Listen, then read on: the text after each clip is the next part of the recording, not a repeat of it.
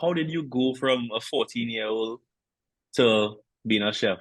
So we got here. In actuality, we came up here a couple of weeks before 9/11. So it was a rough introduction. After that, I attended school in Queens, a private school over there. And then I was like, you know what?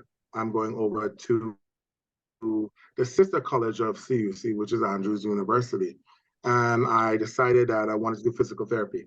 So I was in trajectory to go into a doctorate program for physical therapy. However, cooking was a thing. Um, and for me, I had the grades, I had everything, but it didn't pique my interest. And then food was something that I always remember when it comes to even tying it in with the relationship of my dad. So me coming in here, my dad always was curious of like, oh, but what ingredients he using, this and that. And my dad was diabetic. He lost his sight. So our phone conversations were more food oriented, and now I'm being more descriptive to him. Right, For right. him actually being like, okay, like prime example.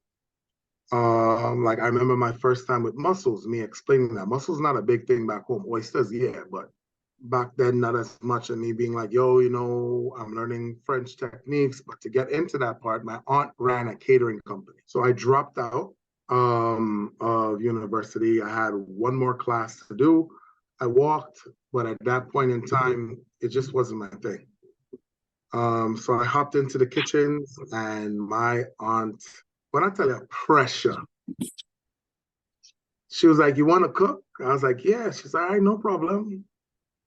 Come on in. So I started with her and I started as a dishwasher. I started peeling potatoes, prepping. And since she owned a company, she wanted me to gain the respects of the others who were there before. So she put Okay. challenges in front of me. She treated me like the redheaded stepchild because she wanted to know that any respect that I was given needed to be known that it was earned. And then I slowly worked my way up from prep and from prep to, actually a line cook. And then from there to actually running her business. And then after that point, I plateaued out at that spot. And I was like, you know what? I need more.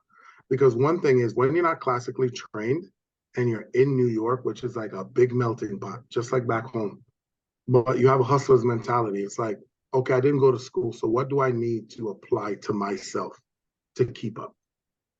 And then I got more involved. And then I started off now being at the World Trade.